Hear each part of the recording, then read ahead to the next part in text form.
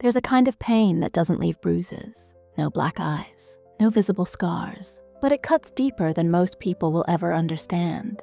Narcissistic abuse is like slow erosion. You don't notice what's being chipped away until you're standing in the rubble of your own identity, wondering how you got here. If you've been second-guessing your reality, questioning your worth, or constantly feeling like you're walking on eggshells, this video is for you. Let's get straight into it. Here are 8 signs you're dealing with narcissistic abuse, and why recognizing them could be the first step toward getting your life back. Sign 1. You're always the problem, even when you're not. If every disagreement somehow ends with you apologizing, if you're always the one expected to be the bigger person, you might be stuck in a toxic pattern. Narcissists are masters at shifting blame. They weaponize your empathy, twist your words, and flip every situation to make you feel like the aggressor. You could catch them lying red-handed, and they'd still spin the story so well, you'd start doubting what you saw. Maybe I overreacted. Maybe I misunderstood. Maybe it's my fault. It's not. Gaslighting is not a misunderstanding. It's a tactic, and the goal is control. Sign 2. Your nervous system is always on high alert. You're not just stressed, you're in survival mode. Around this person, your body feels tense. Your heart races at the smallest criticism, and you can't relax even during the good moments. And here's the thing, those moments are designed to confuse you.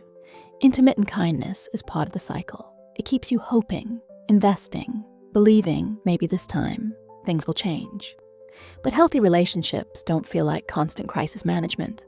If someone loves you, peace shouldn't feel like a reward. It should be the norm. Sign 3.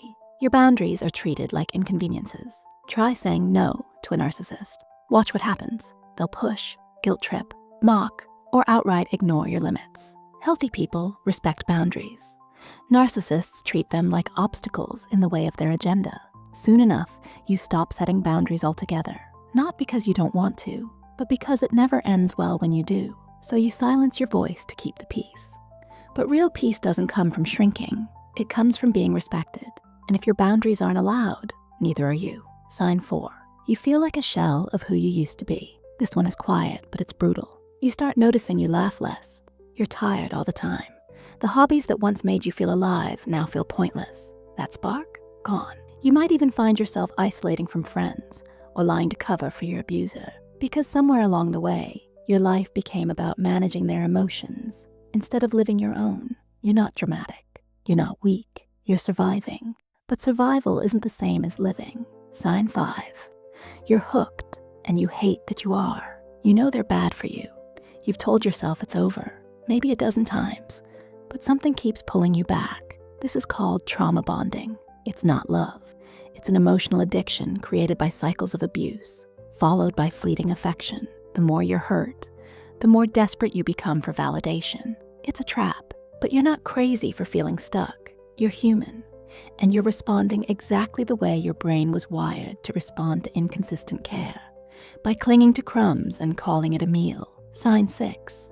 You're constantly explaining, defending, or justifying yourself. Ever notice how you're always in damage control mode?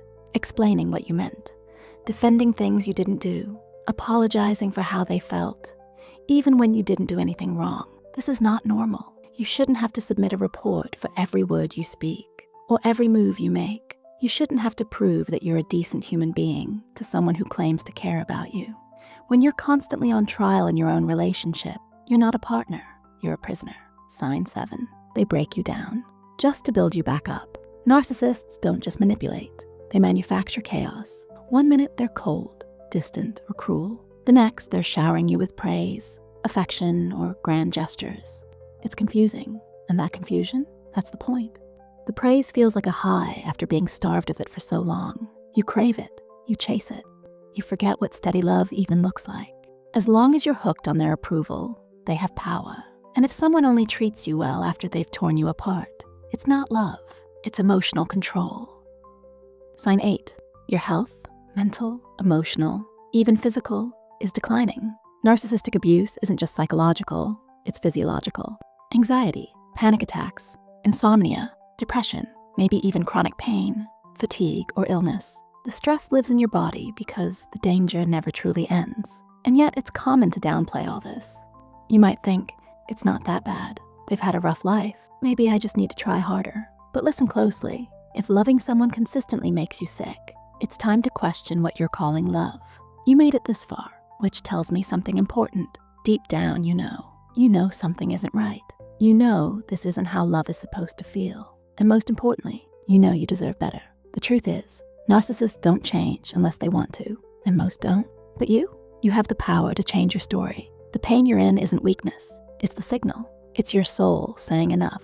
Before we wrap this up, I want to say thank you for being here. If this video hit close to home, you're not alone. And if you haven't seen my last video on 8 shocking signs you might have generational trauma, I strongly recommend watching it next.